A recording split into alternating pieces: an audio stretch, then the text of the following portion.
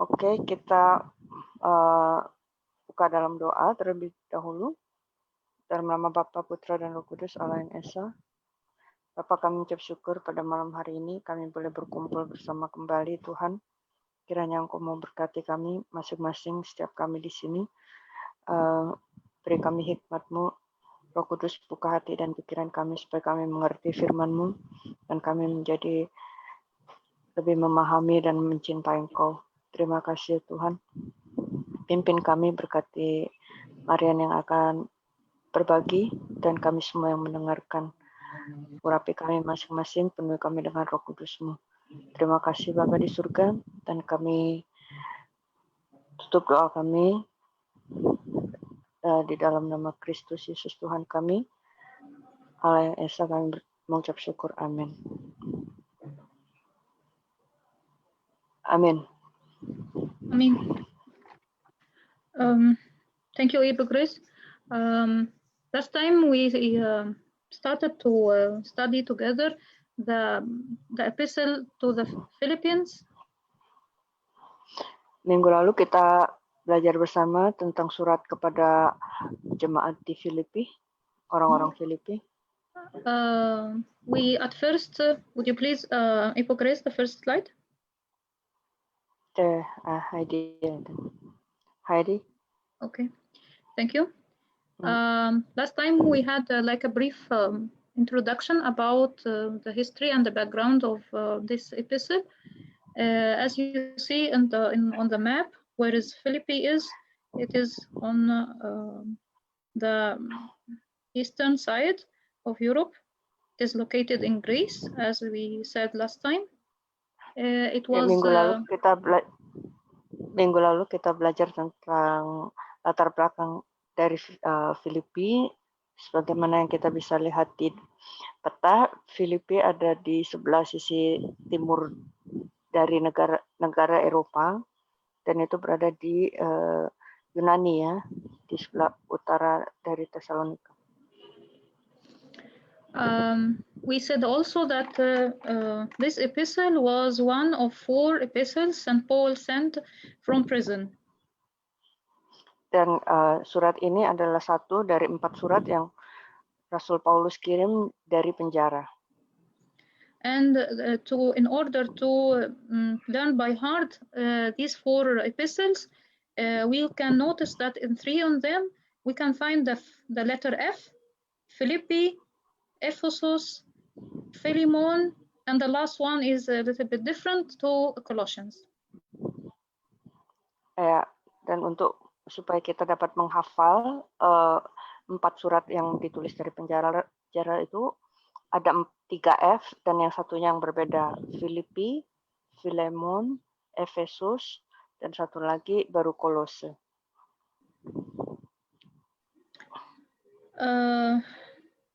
And now we are going to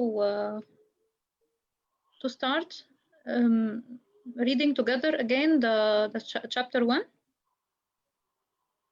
Ya, kita akan mulai dan kita baca lagi tentang pasal pertama. Yeah, please, Ibu Chris, would you please start reading? Oke. Ya, baik. Dari Paulus dan Timotius, hamba-hamba Kristus Yesus, kepada semua orang kudus dalam Kristus Yesus di Filipi, dengan para penilik jemaat dan diaken. Kasih karunia dan damai sejahtera dari Allah, Bapa kita, dan dari Tuhan Yesus Kristus menyertai kamu. Continue? No, we'll stop here and comment on these few verses. Verse 1 and 2 is usually known as the usual way St. Paul used to start most of his epistles, by mentioning his name as a servant of God, greeting those who are sending to them the epistle with peace and grace. Ya, ini kita perhatikan di ayat 1 dan 2 ini adalah kebiasaan dari Rasul Paulus bagaimana dia menulis suratnya. Pertama dia selalu menyebutkan dari Rasul Paulus, hamba Kristus Yesus, dan kemudian dia menyebut memberi salam kepada orang-orang yang hendak disampaikan salamnya, dan kemudian disebutkan juga kasih karunia dan damai sejahtera dari Allah Bapa kita. Itu ciri khas dari Rasul Paulus dalam pembukaan suratnya. Also, he used to call the believers as saints, since all of the believers are sanctified by the Holy Spirit. Dan dia juga biasa menyebut orang-orang percaya itu sebagai orang-orang kudus, karena semua orang-orang percaya itu dikuduskan oleh Roh Kudus. Also, the word peace and grace are, as I said, usually repeated at the beginning of his epistles, because both of them are originated from our Lord Jesus Christ. Dan juga kata kasih karunia dan damai sejahtera itu selalu biasa dituliskan dalam pembukaan suratnya, karena itu berasal dari Tuhan kita Yesus Kristus. Usually, the word peace is in Hebrew called shalom, and this is the Hebrew greeting the Jews used to greet each other with them. And grace is originally is charis. This is a Greek name, a Greek word used among the Gentiles. So he is using both of them as a kind of addressing his epistle either to the Jews or both to the Jews and to the Gentiles at the same time. Ya, kata damai sejahtera itu biasa disebutkan dalam bahasa Ibrani adalah shalom, itu ditujukan kepada orang Yahudi. Dan kata kasih karunia itu dalam bahasa Yunani disebut charis, itu biasanya ditujukan kepada orang-orang di luar Yahudi. Jadi di sini kata kasih karunia dan damai sejahtera itu merujuk kepada orang-orang Yahudi dan juga orang-orang di luar Yahudi. Okay, let's move to the next verses. Ya, kita masuk pada ayat selanjutnya. Yeah, please, Ibu Grace, read. Oke. Aku mengucap syukur kepada Allahku setiap kali aku mengingat kamu.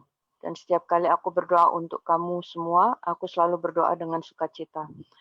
Aku mengucap syukur kepada Allahku karena persekutuanmu dalam berita Injil, mulai dari hari pertama sampai sekarang ini.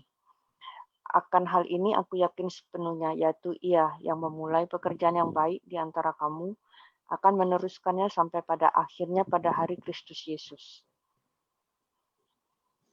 Okay, thank you.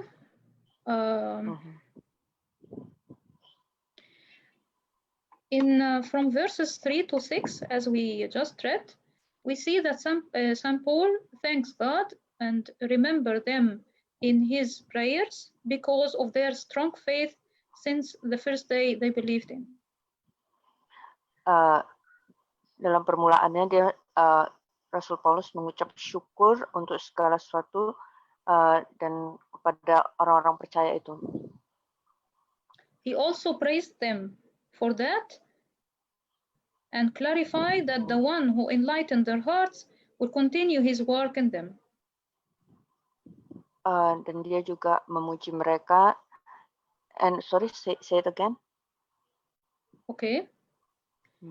He praised them for their strong faith and clarified that the one who enlightened their hearts will continue his work in them.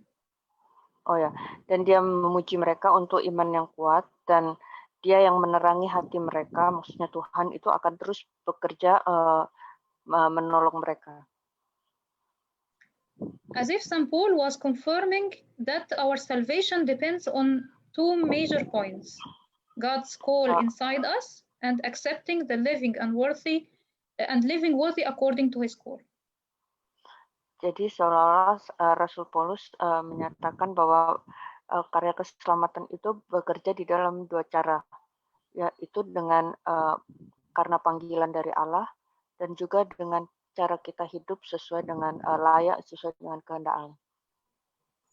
Okay, before we move to the next verses, if anyone want to share something he liked, or can we learn from these few verses? sebelum kita lanjut, apakah ada yang mau berbagi tentang ayat-ayat yang baru kita baca sebelumnya ini?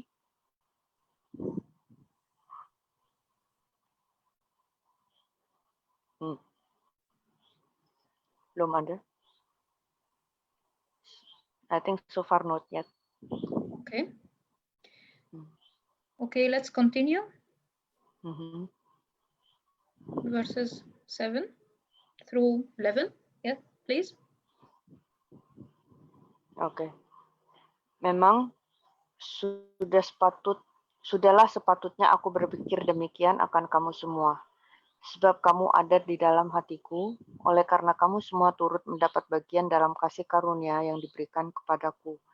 Baik pada waktu aku dipenjarakan maupun pada waktu aku membela dan meneguhkan berita Injil. Sebab Allah adalah saksiku betapa aku dengan kasih mesra Kristus Yesus merindukan kamu sekalian. Dan inilah doaku, semoga kasihmu makin melimpah dalam pengetahuan yang benar dan dalam segala macam pengertian.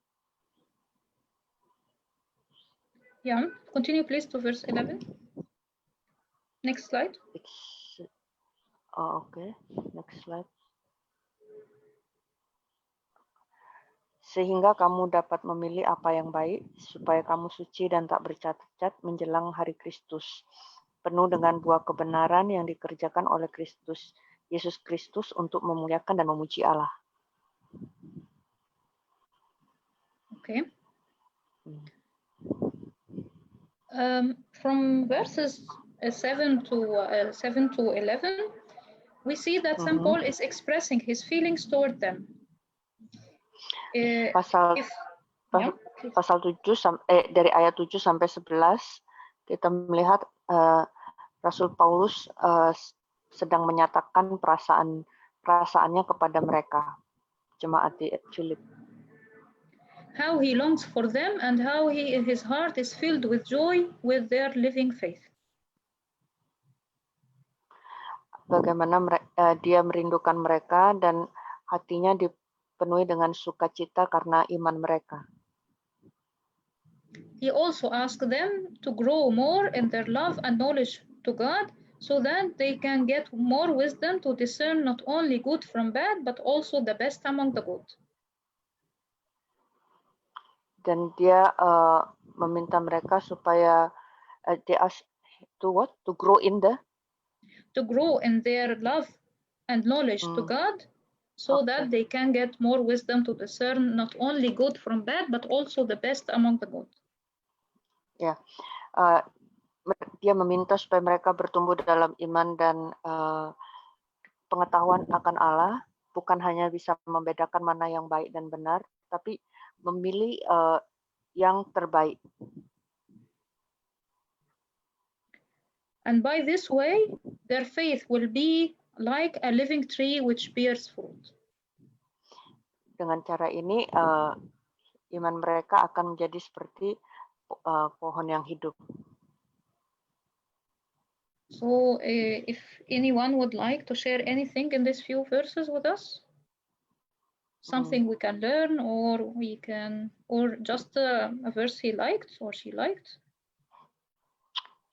Mungkin Anda yang mau berbagi mengenai ayat yang baru kita baca, atau ayat yang kita suka di ayat-ayat ini, boleh.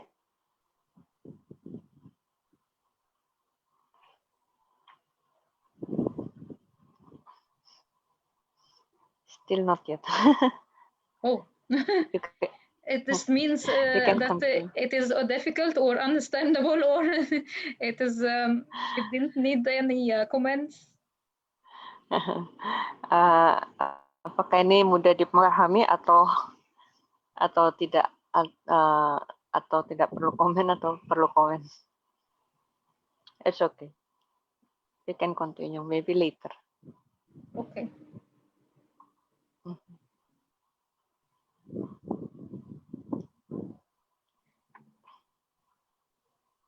Okay, verses 12, yeah, please. Verses 12 to 14.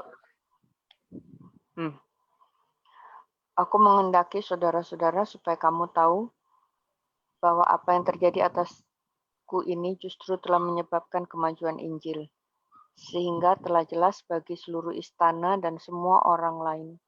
Oh, aku dipenjarakan karena Kristus, dan kebanyakan saudara dalam Tuhan telah beroleh kepercayaan karena pemenjaraanku untuk bertambah berani berkata-kata tentang firman Allah dengan tidak takut.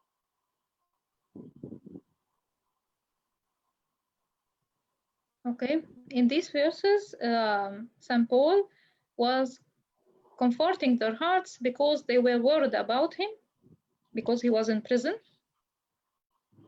Di ayat ini Rasul Paulus menenangkan hati mereka karena Rasul Paulus tahu mereka sedang khawatir bahwa Rasul Paulus sedang berada di penjara. And ensuring that even his prison that didn't prevent him from preaching the word of God. Dan meyakinkan mereka sekalipun dalam penjara itu tidak menghalangi dia untuk memberitakan firman. But rather encouraged more the brethren to be bold to preach Christ. Dan bahkan mendorong untuk orang-orang beriman menjadi tidak takut untuk menyampaikan firman.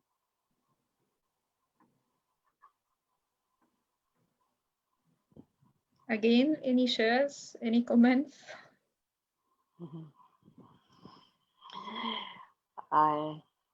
Anyone remembers why he was in prison? Apakah ada yang ingat mengapa Rasul Paulus dipenjarakan? You mean the reason?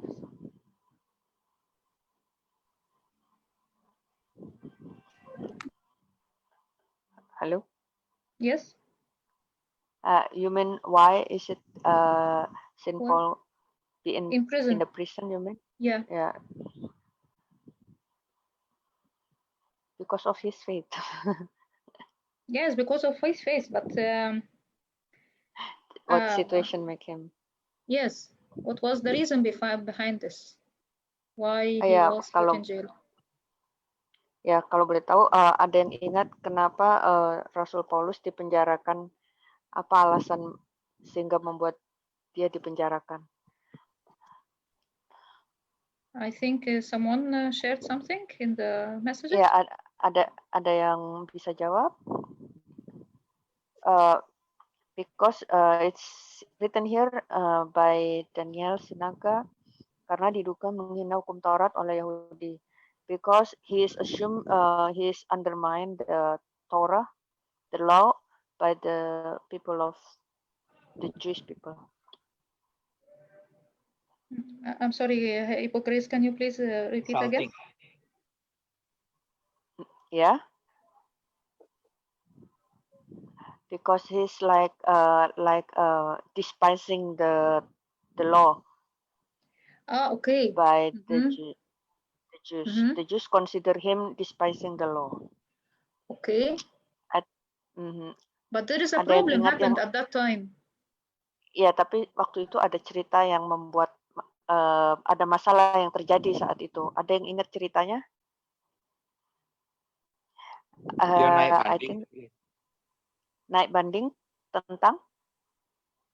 Karena dia tidak mau pada waktu dia di Kaisaria kalau tidak salah. Terus dia mau dibawa ke Yerusalem, dia tidak mau, dia menaik banding ke Kaisar. Oh, ingat saya. Pak Edward ya ini ya, Pak Edward ya. Randy, Bu. Oh, Pak Randy, sorry, sorry salah. Because he wants to like appeal to the court because it was he said that because there is when he was in the Jerusalem, they will go to the court, and then he didn't want, so he wants to appeal on this situation. Okay, but I think this happened in the second prison. Or what do you think? Itu terjadinya katanya di penjara yang kedua. I think the story of the I remember now the story of the servant of the someone that he can like he has the power to do something by the spirit. Yes. Yes, she was demon possessed. Yeah, she was demon possessed. Yeah, and then he healed. And she knew about the future. Yeah. This is yeah. Cerita tentang seorang hamba yang bisa apa namanya seperti meramal untuk masa depan itu loh. Ceritanya yang itu. And then because of this, the owner was angry because he loses money because of this healed servant. Is it true? Yes, exactly. Because she predicted the future for many people. So and for that she gained a lot of money. But now when the spirit is out of her, when this demon is outcasted, then no, she couldn't know anything about the future anymore. So all the source of money is now not there anymore. Yeah, there is an answer here. Also, the story of the someone who can predict for the future. Yeah. Oke, jadi cerita tentang seorang yang bisa hamba yang bisa meramal, dan ketika dia diusir setannya dan dia akhirnya tidak bisa meramal lagi, tuan yang pemilik hamba ini marah karena dia tidak dapat uang lagi. Karena sebelumnya waktu dia meramal dia dapat uang dan uangnya masuk ke tuannya. Oke. Okay. Can you remember who was the first one who believed in Philippi? Kita ingat nggak siapa yang pertama kali percaya di daerah Filipi ini? Nama orang yang percaya di Filipi. I remember.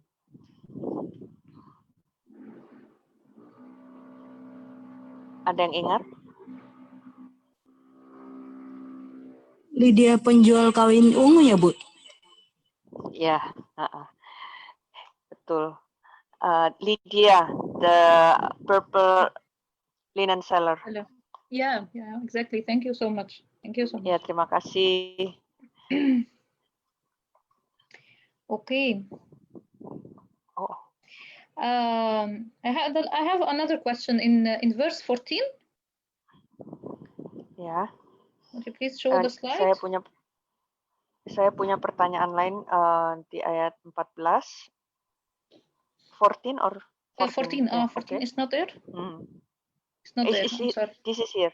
It's here. Here? Okay. My question is why the brethren was at the beginning afraid to share the word of Christ and now they are bold.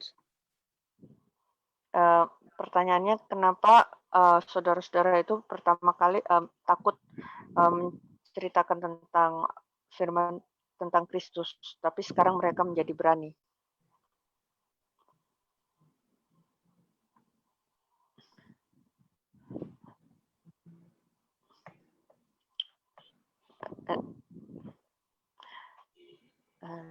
Alasannya? Difficult question. No, I don't know. I think because they see the real, example from Saint Paul, I think. Exactly. There is an answer here. Karena mereka belum mendapatkan Roh Kudus, because they didn't get the Holy Spirit yet. But they were believers. They were believers. He is talking about the brethren, so he means that his fellow believers. It's not about talking about people, general people. This is talking about Christians.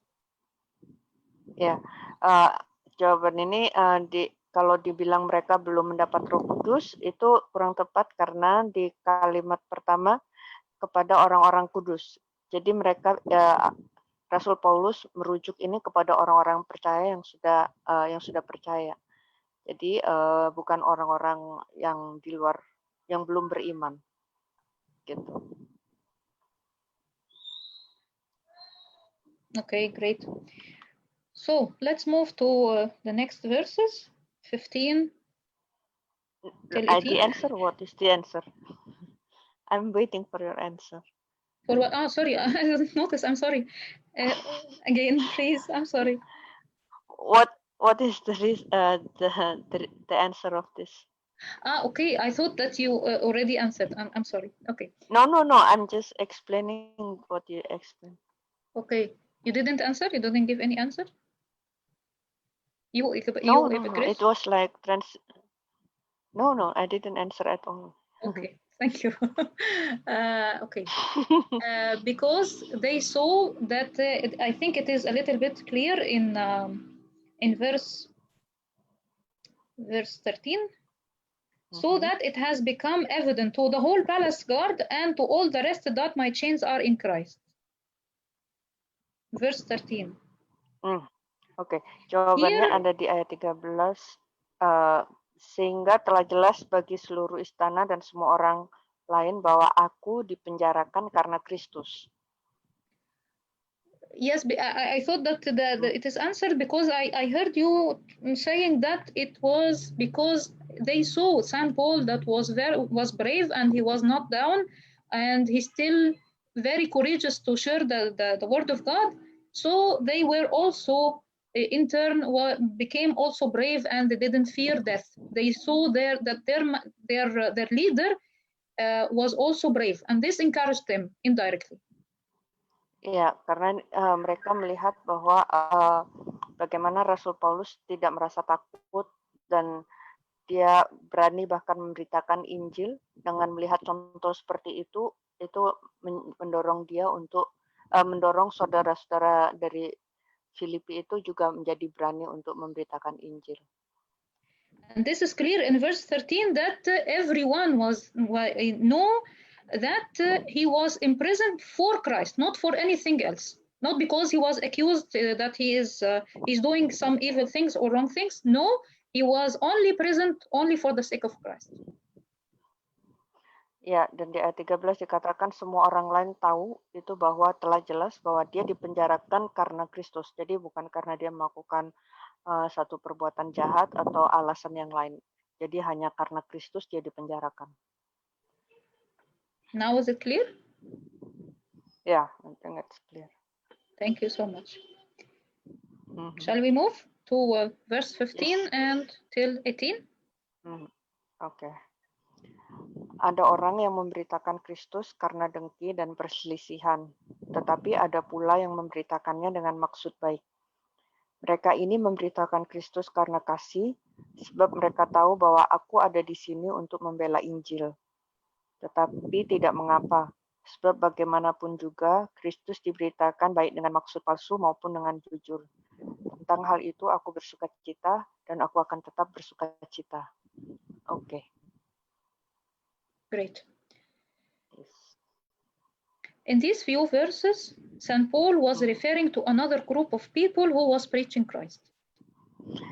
Dalam ayat ini, Rasul Paulus merujuk kepada satu kelompok yang lain, bagaimana ketika mereka memberitakan firman. Sorry, Grace, did you continue the another two verses? Yeah, already. This 15 to 18. Yes, okay, thank you so much. Oh, this is also 19-20? Yes, no, only from 15 to 18. Okay, yes, already. Okay, so this group of peoples were Jews who believed in our Lord Jesus Christ, but continued to be narrow-minded and wanted to keep observing the Jewish rituals and traditions. Mereka ini yang dimaksud adalah orang-orang Yahudi yang berpikiran sempit. Jadi sekalipun mereka memberitakan Injil, tetapi mereka ingin tetap memaksakan untuk melakukan ritual-ritual keyahudiannya. And not only that, but they also want to force the Gentiles to act like them, to be Jewish at first. Dan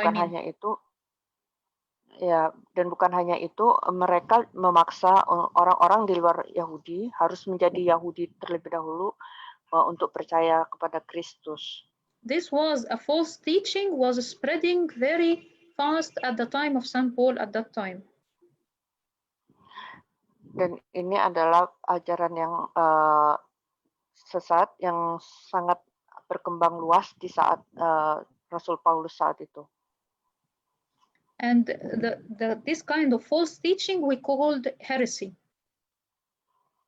Dan bentuk pengajaran yang tidak benar ini kita sebut sesat atau bidah ya. But the leaders of the early church and St. Paul refused totally to submit to such thoughts. Dan pemimpin sama Rasul Paulus, pemimpin gereja saat itu, mereka menolak pengajaran yang seperti ini. And held the first council to get a decision concerning this issue, as it is mentioned in Acts 15. Dan mereka membahas masalah ini, membuat konsili yang pertama kali seperti yang tercatat di Kisah Para Rasul 15. I think someone is raised the hand. Yes, please. I noticed that. Ya. Yes, please. Pak Rudi mau sampaikan sesuatu? Saya ya Bu Gracia.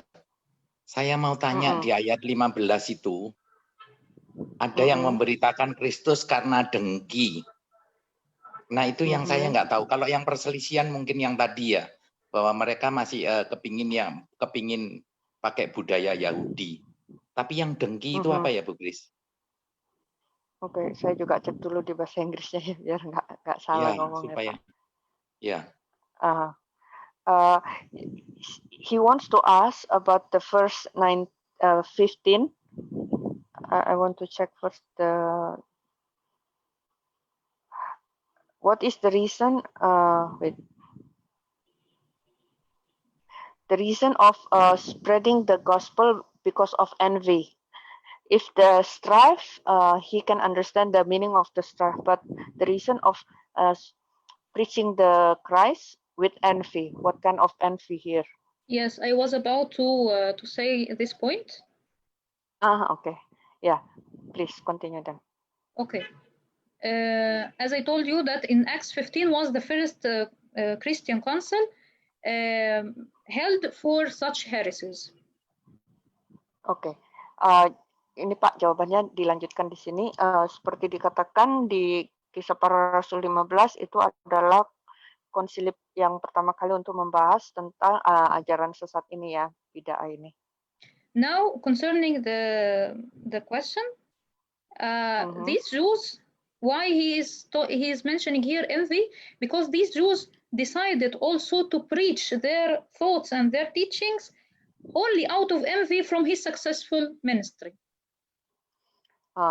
Jadi orang-orang Yahudi yang mengajarkan bahwa mereka harus menjadi Yahudi itu, mereka mengajarkan ini karena alasan dengki itu Pak, karena dia iri melihat pelayanan Rasul Paulus yang sukses begitu. Itu alasannya tadi Pak. Okay. They thought that he is now in prison. He can, his ministry will be stopped or at least limited. So now they can preach just only to make him angry that we are here free and you are now in prison and we can spread whatever we want as we wish. Ya, dan mereka merasa ketika Rasul Paulus di penjara, kamu di penjara dan sekarang kamu terbatas dan kamu tidak bisa melakukan banyak, dan sekarang saya bebas, jadi saya bisa bebas mengajarkan apa saja yang saya mau ajarkan. But they didn't know that St. Paul never care about such trivial things, and what he cares of is the spread of the word of God and not focusing at all about what they are thinking of. Ya, namun Rasul Paulus itu tidak tidak memperhatikan cara berpikir mereka yang seperti itu, karena yang dia pedulikan adalah bagaimana memberitakan firman Tuhan itu.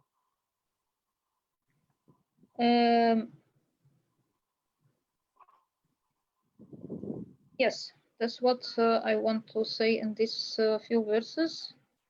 So this is, I think this is very clear in the 3 verses we read, that we have some sincerely, some people who are sincerely out of jealous, they preach God, and others are just want to please St. Paul and not caring or focusing on spreading the word of God. But in both cases, the word of God is spread, and this is what St. Paul cares for. Ya, jadi di ayat ke-15 dikatakan baik tadi itu alasan yang tadi di ayat 18 dikatakan baik dengan maksud yang tidak baik, yang palsu ataupun maksud yang jujur, apapun alasan yang mereka lakukan, yang dia peduli itu adalah bahwa firman Tuhannya itu diberitakan, dan untuk itu dia bersuka cita. So, any other comments or questions?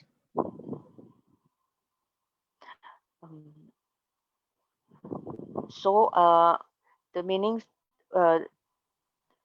I want to ask. So it means Yes, like when we, it means like this. How can he be happy, even though they have not a good intention. They share the word with the pretense, not in the truth. How can he be happy because of this? You mean yes? Saint Paul. Yes, How can he be happy while he knows that the sharing of the verses, the word, is not shared by the pure intention, you know? Saya bertanya bagaimana Rasul Paulus bisa merasa bahagia sedangkan firman Tuhan itu disampaikan bukan dengan maksud yang baik. Di sini katakan dengan maksud palsu. Kenapa dia bisa bahagia? Okay. We have 2 points here. We have spreading the word of God, and we have not a good intention. And also another point, we have false teaching. Yes? Ya, oke. Kita punya. Yes, please. Sorry. Kita punya ada beberapa hal. Ya, Pak Edward sama kita ya, Pak Edward. Kita punya beberapa hal di sini. Pertama adalah pemberitaan firman Tuhan. Kemudian maksud palsu, bukan niat hati yang baik. And also the other one, there are 3 points. Yes, we have spreading the word of God, we have bad intention, we have spreading false teaching. Ya, pertama pemberitaan firman, niat yang tidak baik, dan juga mengajarkan pengajaran yang sesat. We said before that St. Paul focuses only on spreading the word of God. By any way, through him, through anyone, it won't differ with him. It's not that easy. But yeah, okay, please. Ya, tadi dikatakan bahwa yang menjadi fokus dari Rasul Paulus itu adalah pemberitaan firman Tuhan. Entah siapapun yang memberitakan dengan alasan apapun, walaupun itu tidak mudah, buat dia terfokus ke sana. Okay? I think the bad intention concerns those Jewish people who want to spread their false teaching. This is their problem, not St. Paul's. St. Paul was very sure that God can keep his word orthodox, straight, and deliver to everyone, either through him or through anyone. Yang punya maksudnya tidak baik itu adalah orang-orang Yahudi yang berusaha mengajar pengajaran yang sesat itu, dan namun dia punya keyakinan dan kepercayaan bahwa dia yakin bahwa Tuhan mampu menjaga firman-Nya itu tetap benar dan lurus atau ortodoks, baik melalui dia ataupun melalui siapapun. So this is their problem, not St. Paul's. If they are envious of him or they jealous, This is their problem. St. Paul from the very beginning, he is focusing on his mission, which is what mission is to spread the word of God, nothing more. Ya, jadi itu kalau mereka punya niat jelek itu adalah masalah mereka dan bukan masalah Santo Paulus. Yang Santo Paulus tekankan dan fokuskan adalah pemberitaan firman. Itu yang jadi penekanan. By the way, there is someone who is raising hand again. Ya, yes, Pak Randy, silakan. Yes. Bu Grace, saya mau tanya satu lagi. Di ayat 12 dan di ayat 16 itu dikatakan tentang Injil ya. Jadi di ayat 16 itu membela Injil, di ayat 12 itu juga untuk kemajuan Injil. Saya yakin yang dikirimi surat ini pasti ngerti maksudnya Injil itu apa. Sebenarnya intisarinya yang dimaksudkan itu apa, Bu Grace? Kita sebagai pembaca kan nggak ngerti. Iya, yang dimaksud Injil itu apa yang diomongkan Paulus ini? Oh, oke. Yeah, there is a question from Pak Randy here. Yes. In the verse 12 and verse 15, I mean 16, it was said that 16 and 12. The verse 12, it is said for the advance of the gospel, and then on the verse 16 to defend the gospel. What is the meaning of gospel here during this time? Because he wants to understand the idea of what is the meaning of this word, gospel. Okay. Very good question. Thank you. The word gospel here. Pertanyaan yang. The word gospel here is meant as Christian teachings. What St. Paul, yes? Ya, arti kata Injil di sini adalah sebenarnya pengajaran Kristen. The basics of Christian faith he received from God and from the apostles. Jadi dasar ajaran iman dia itu dia terima dari Tuhan sendiri dan dari para rasul. Because till that time there was no collected Bible as we have right now. Karena pada saat itu sampai saat itu masih belum ada Alkitab yang terkumpul seperti yang kita punya saat ini. Is it now answered or not yet? Apakah udah menjawab Pak Randy? Itu artinya tidak cuma berarti satu kata sesuatu, tapi berarti satu series pengajaran gitu ya, Bu Grace ya? Iya Pak. Jadi semua pengajaran. Oke, saya pastikan ke dia. So he want to make sure that the meaning of gospel here is not only one word, but it means the series of the teachings of the Christian life, right? Yes, exactly. Ya betul Pak. Seperti itu Pak. Artinya itu mungkin seperti yang kita pelajari setiap Sabtu itu mungkin bagiannya ya Bu Grace ya? Ya kurang lebih begitu. Jadi bukan satu kata selesai, tapi semua konteks pengajaran bersama-sama begitu Pak. Oke, ngerti maksudnya, cuman isinya yang saya belum paham Bu Grace. Artinya yang dimaksudkan Injil oleh Paulus ini apakah seluruh dogma beserta itunya atau gimana gitu? Oh, itu yang mau ditanya ya. Oke, Iya. saya tanya ya. Oke. What he wants to understand is the idea of what is inside the meaning of the Christian teaching here that he wants to understand. Is it like the dogma? Is it like the understanding like for example, like we have a catechumen series, so it's the teaching like within the catechumen itself, something yes, like the good news, simply the good news. What was St. Paul was spreading? Which word he was spreading? He was spreading the good news about God's salvation and that we have access to the eternal life, and now our sins are forgiven. All of these are good news. That we have a God like Father, all what we learn about the Christian faith. Ya Pak, kurang lebih sama yang maksudnya. Jadi tentang kabar baik bahwa tadinya kita yang tadinya berdosa dan kita punya akses untuk kehidupan kekal tentunya melalui Kristus Yesus. Ya, itu kabar baik yang seperti itu yang dimaksud. Sama yang seperti kita belajar kurang lebih, saya rasa begitu. Oke, Apakah clear Bu Kris. Clear, jelas terima ya, Pak, kasih. ya? Jelas, Ya, oke, jelas. makasih. Ya. Also to confirm Halo? the last point that it won't differ for St. Paul that if whether either he is the one who's preaching or another one, you can read in verse 18 the last few words. In this I rejoice, yes, and I will rejoice.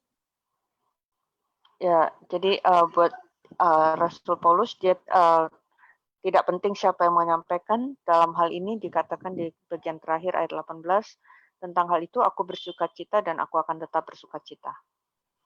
So either with envy or either with sincere heart, the important thing that Christ is preached. Jadi baik dimaksudkan dengan perasaan dengki atau dengan hati yang tulus, yang penting buat Rasul Paulus bahwa Kristus itu diberitakan. Actually, it is not an easy thing that when you are entrusted something to do and you are like hindered and you can't do it, and another one is teasing you that he can do it and you can't. It's not an easy thing for anyone. But because St. Paul was really caring about the glory of God and not himself, therefore he can express his joy easily. Ya, sebetulnya hal ini tidak mudah buat dilakukan ya, bagi Rasul Paulus pun juga. Ketika dia terbatas dan dia tidak bisa menyampaikan firman Tuhan dengan leluasa, dan dia bisa lihat orang lain menyampaikan firman Tuhan dengan dengan motivasi yang tidak benar, itu bukan hal yang mudah untuk bisa diterima. Tapi karena dia memiliki hati yang bisa luar biasa untuk yang penting buat dia itu Kristus yang ditinggikan, untuk itu makanya dia bisa mengatakan di ayat yang 18, dia bisa tetap bersukacita dan akan tetap bersukacita. Di sini maksudnya yang ditekankan bagaimana hati Rasul Paulus itu begitu luar biasa bisa menerima hal ini gitu. Yes. Okay, great. So any other comments, questions in the previous verses? No, it's okay. I think for me, no. Okay, we can move now. Yeah, we can move. Verse 19 and 20. Okay. Yeah, please. Karena aku tahu bahwa kesudahan semuanya ini ialah keselamatanku oleh doamu dan pertolongan Roh Yesus Kristus. Sebab yang sangat kurindukan dan kuharapkan ialah bahwa aku dalam segala hal tidak akan beroleh malu, melainkan seperti sedia kala. Demikian pun sekarang, Kristus dengan nyata dimuliakan di dalam tubuhku, baik oleh hidupku maupun oleh matiku. Okay. In these two verses, he confirms that whatever God allows for him and for the service is for his good. Important is that God. Dalam hal ini, dalam dua ayat ini, dia menyatakan apapun yang Tuhan izinkan terjadi dalam hidupnya itu semua untuk kebaikan. Important is that God, whether by life or death, will be glorified. Yang penting buat dia, entah dia hidup ataupun dia mati, yang penting adalah Tuhan dipermuliakan.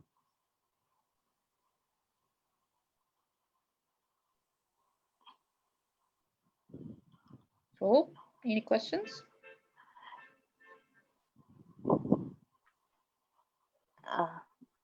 My question on verse 19. Mm-hmm.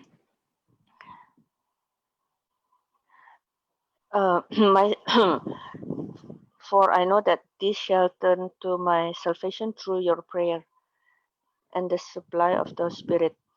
What is the meaning by through your prayer and of course the supply of the Spirit we understand, but what is the meaning that my salvation through your prayer? Saya bertanya kesudahan semuanya ini ialah keselamatanku oleh doamu dan pertolongan Yesus Kristus. Pertolongan Yesus Kristusnya saya rasa saya udah jelas, tapi yang keselamatanku oleh doamu itu pertanyaan saya. Oke. Okay, he means his deliverance, not his salvation. His deliverance from prison, not his salvation himself. Oh, oke. Yang he will get out of prison because they prayed for him. Yang dimaksud keselamatan di sini ternyata maksudnya adalah pembebasan dia dari penjara, bukan keselamatan jiwanya gitu. Oke, I see. Okay. Also in verse 20, he said, but with all boldness as always, so now also Christ will be magnified in my body. How can God be magnified in life and in death? How come? Say it again. With all boldness. Yes, as Christ always shall be will be magnified in my body, whether by life or by death. How come? Okay. How God be magnified by life or death? Ya, dia dibilang dengan keberanian seperti selalu. Bahasa Inggrisnya nggak beda dengan bahasa Indonesia ya. Seperti selalu dikatakan bahwa Kristus akan dimuliakan di dalam tubuhku baik oleh hidupku maupun matiku. Bagaimana Kristus bisa dimuliakan baik oleh hidupnya ataupun matinya? Itu pertanyaan.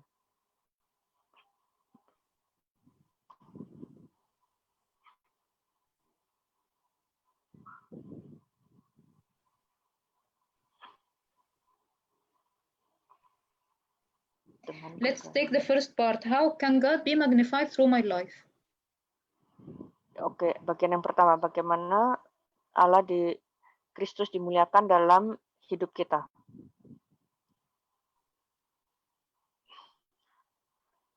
Kristus dimuliakan dalam hidup kita.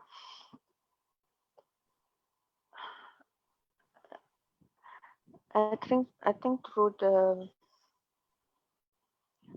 our life, daily life, I mean through our attitude, through our many things, right? Exactly. Through our good deeds, yes.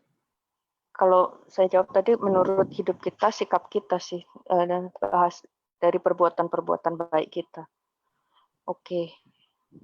Through our good deeds, simply through living as a true Christian. Dari perbuatan baik kita, dari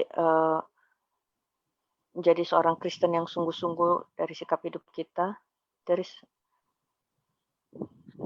Through that, when Paulus died, early Christian. Okay. Someone is answered. Someone answered here. He said that through that, when Paulus died, early Christian can more be brave. Is this an answer or question? An answer for this. I think it is a question because there are two question marks. No. Oh, okay. Yeah, I think his answer. He answered like this. Is it true or not? The second part. Okay, thank you so much. Yeah, the second part by the dad. Yeah. Okay. Thank you so much. Okay. Exactly. Of course. Yes. Yeah. Would you like to say whether? No, he wants to know his answer is correct or no. Yes, that's correct. Okay, ya, betul jawabannya betul. Okay. No, correct. Don't worry. Jawabannya betul tuh Pak Andres. Yes, he was wondering. Okay, it's okay. Okay. Yes, because as Andreas said that it could be more brave that they saw their leader was so brave to witness for his God, so they can also make this. Jadi dengan kematian tadi seperti yang dijawab oleh Andreas itu dikatakan kalau mereka melihat pemimpinnya mati dan begitu berani sampai menyerahkan dirinya mati, mereka pun akan juga menjadi berani mengikuti contoh hidup dari Rasul Paulus, maksudnya begitu. Also, he can let the others, the non-believers, also believe because they saw how his life was too cheap for him. He didn't care even for them, for his life. He only cared just only to deliver the message. Ya, bahkan itu juga bisa menjadi kesaksian bagi mereka yang belum percaya, karena seolah-olah berkata bahwa dia sendiri pun tidak peduli untuk hidupnya di dunia ini. Yang dia peduli adalah untuk memberitakan firman Tuhan itu supaya tersebar. And this is what we see clearly in any story of any martyr, that through the pains and suffering many were witnessing, they turned to Christianity just only because they saw this martyr was steadfast and can witness for his faith till the last minute in his life. Ya, dan ini dapat kita lihat cerita dari cerita para martir, bagaimana mereka bisa membawa banyak orang menjadi Kristen hanya karena mereka mampu bertahan dalam kehidupannya sampai di detik terakhir mereka. Okay, Ipo Grace, we have only 1 minute left. Would you like to continue, or is it enough for today? Masih mau lanjut, Pak, Bapak, Ibu, masih tinggal sedikit lagi. Saya lempar. Kita mau lanjut? I think it's okay. Just continue and finish. I think it's only some. We still have around 10 verses. 10 verses? Yes. Can you make it fast? Would you like to continue? I think we can make it fast. Yeah. Continue? Yeah. Okay, then you can read the whole verses till 30, and then we can comment all together. From 21 to 30? Till 30, yes, till 30. Okay, ya. Kita baca. Karena bagiku hidup adalah Kristus dan mati adalah keuntungan. Tetapi jika aku harus hidup di dunia ini, itu berarti bagiku bekerja memberi buah. Jadi mana yang harus kupilih? Aku tidak tahu. Aku didesak dari dua pihak. Aku ingin pergi dan diam bersama-sama dengan Kristus. Itu memang jauh lebih baik.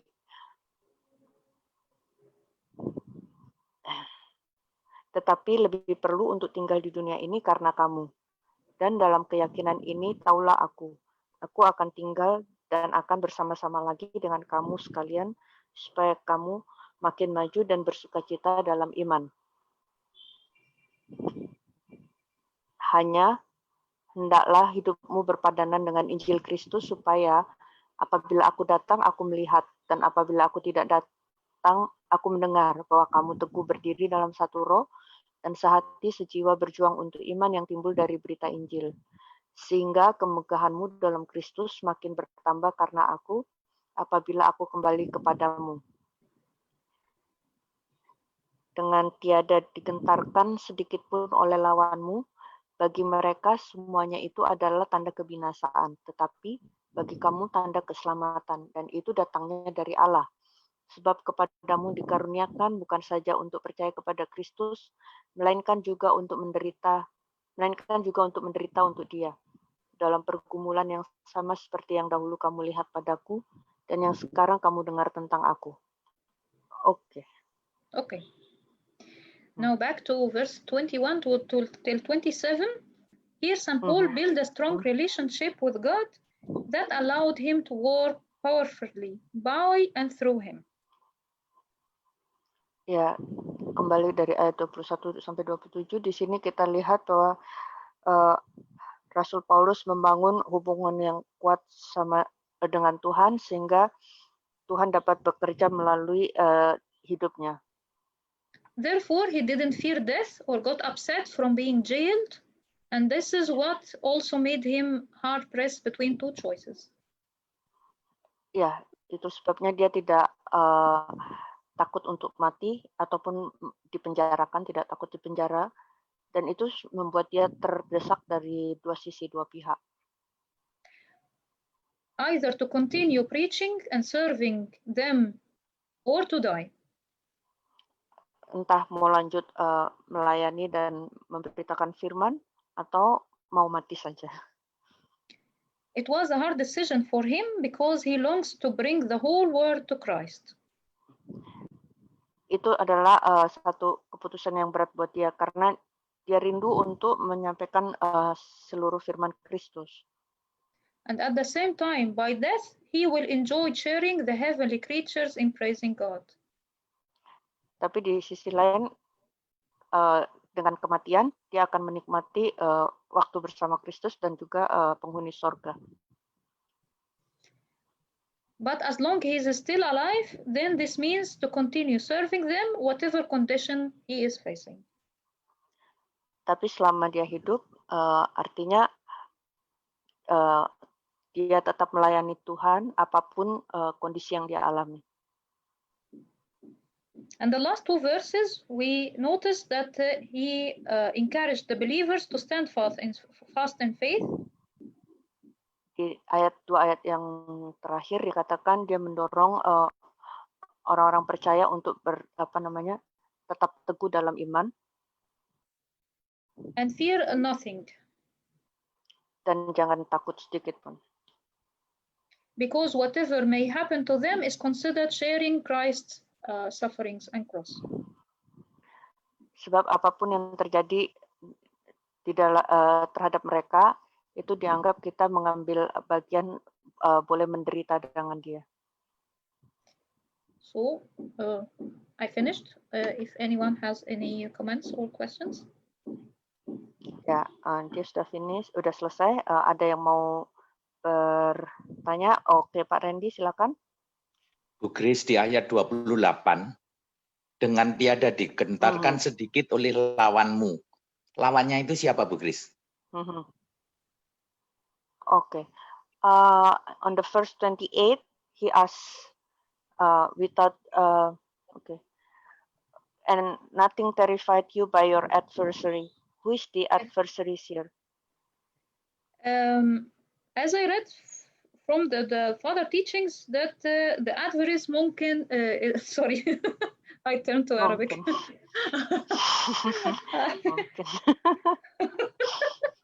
I'm sorry. That's okay. These adversaries could be persecutors, could be those who already stand against St. Paul and want to spread to prevent him from spreading the word of God. If you okay, say this and then. Oke, yang dimaksud lawan itu adalah orang-orang yang mungkin yang menganiaya Rasul Paulus atau orang-orang yang mencegah Rasul Paulus untuk memberitakan firman. It could be also, yeah, sorry. Yes, continue, sir. It could be also. I think we mentioned in the introduction that the Jews were very few in Philippi, and therefore they don't have a synagogue to pray in it. Ya, dan juga minggu lalu kita share tentang bahwa orang Yahudi saat itu sangat sedikit di Filipi dan mereka tidak memiliki sinagog saat itu di sana. And they knew that St. Paul was a Jewish one. And they fear that you are very little in the country. How come you are spreading a new religion in a Gentile country? Ya, an adulterous country. Ya, mereka bilang dia tahu karena Rasul Paulus seorang Yahudi, kamu jumlahnya sangat sedikit. Bagaimana bisa kamu berusaha memberitakan Injil di negara orang-orang yang di luar Yahudi? And the adversaries also can be also from the Jews themselves, because wherever St. Paul travels, he will find someone who accepts the new faith and someone who is totally against it and already persecute those who accept the word. Dan juga lawan itu bisa juga orang Yahudi itu sendiri, karena ketika dia memberitakan firman, selalu ada juga yang menolak dan yang menerima. begitu, yang mengenai yang menolak, yang menganiaya dia juga. Oke. So, Ada other lagi? sharings? Yeah. Other sharings, comments, questions?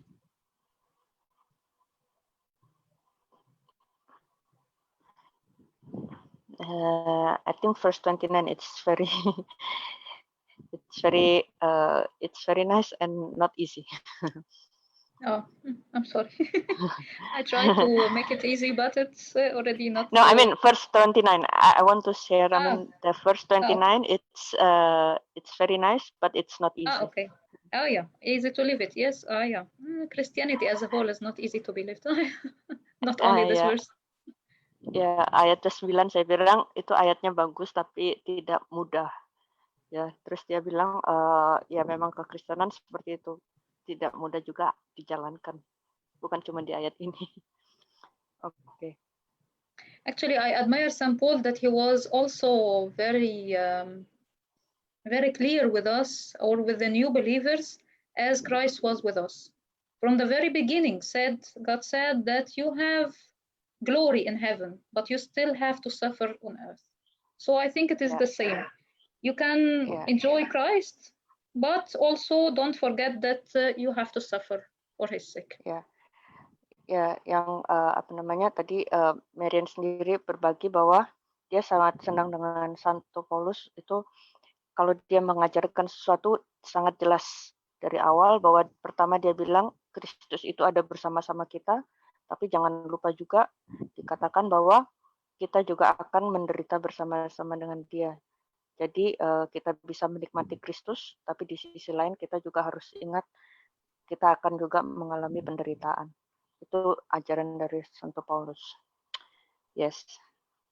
Last thing, but still we have the support of the Holy Spirit, and concentrating and focusing on the heavenly glory is what helps us really to overcome whatever we can face in this life. Sorry. Kita dapat hal yang terakhir bahwa kita perlu ingat bahwa kita dibantu atau didukung oleh Roh Kudus dan juga melihat ke surga itu akan membantu kita untuk mengatasi apapun yang kita hadapi dalam dunia ini. Yes. Terima kasih. Terima kasih. Thank you, Marian. Thank you for all of you. Terima kasih semuanya. Okay. Shall we pray? Yeah, I think we will close by prayer. Mungkin minta Pak Yer, boleh tutup Pak Yer? Untuk tutup Pak. Baik, kita akan pelajaran malam hari ini. Ya. Kemuliaan bagi Bapa, Putra, dan Roh Kudus ketiga yang Esa. Amin. Tuhan, terima kasih dan pada malam hari ini. Berkati Ibu Grace dan Sister Mariam yang telah bagian firman bagi kami semua. Tuhan tolong, hanya oleh anugerah-Mu kami dimampukan masuki kehidupan-Mu Tuhan. Kehidupan roh di mana tidak sama dan kehidupan kami sebagai manusia yang jiwani dan bersifat materi. Tuhan tolong kami, ada banyak pelajaran dan kebenaran-Mu yang tidak mudah dipahami tanpa Roh-Mu yang kudus. Tapi oleh belas kasih anugerah-Mu dan doa sahabat Bunda Maria dan Santo Markus dan Orang Kudus, kiranya kami boleh dikuatkan dan terus dimampukan mengikut Engkau dan hidup di dalam kemuliaan-Mu Tuhan. Terima kasih untuk semua teman-teman yang ambil bagian pada pelajaran pada malam hari ini. Berkati juga bangsa negeri kami, umat Muhammad, gereja-Mu. Berkati Mesir, Tuhan, berkati gereja Koptik Ortodok Mesir. Lindungi para pemimpin negeri kami, Tuhan. Tolong bangsa-bangsa yang hari ini dalam kesulitan, Tuhan. Berikan kekuatan, yang sakit Tuhan sembuhkan, yang berduka Tuhan hiburkan. Terima kasih Tuhan, kami bersyukur untuk segala kebaikan-Mu. Sekali lagi Tuhan, layakkan kami berdoa. Bapa kami di surga, dikuduskanlah nama-Mu, datanglah kerajaan-Mu, jadilah kehendak-Mu di bumi seperti di surga. Berikanlah kami pada hari ini makan kami secukupnya, dan ampunilah kami akan kesalahan kami, seperti kami juga mengampuni orang bersalah pada kami. Dan janganlah membawa kami dalam cobaan, Tapi lepaskanlah kami daripada yang jahat. Di dalam nama Kristus Yesus, karena Engkau yang punya kerajaan dan kuasa kemudian selama-lamanya. Amin. Terima kasih, Bu Amin. Grace. Terima Thank kasih you. Pak Yer. Amin. Ya. Maria. Terima Terima kasih semuanya. Selamat Ya. malam. Sampai Terima jumpa kasih minggu semuanya. depan. Ya.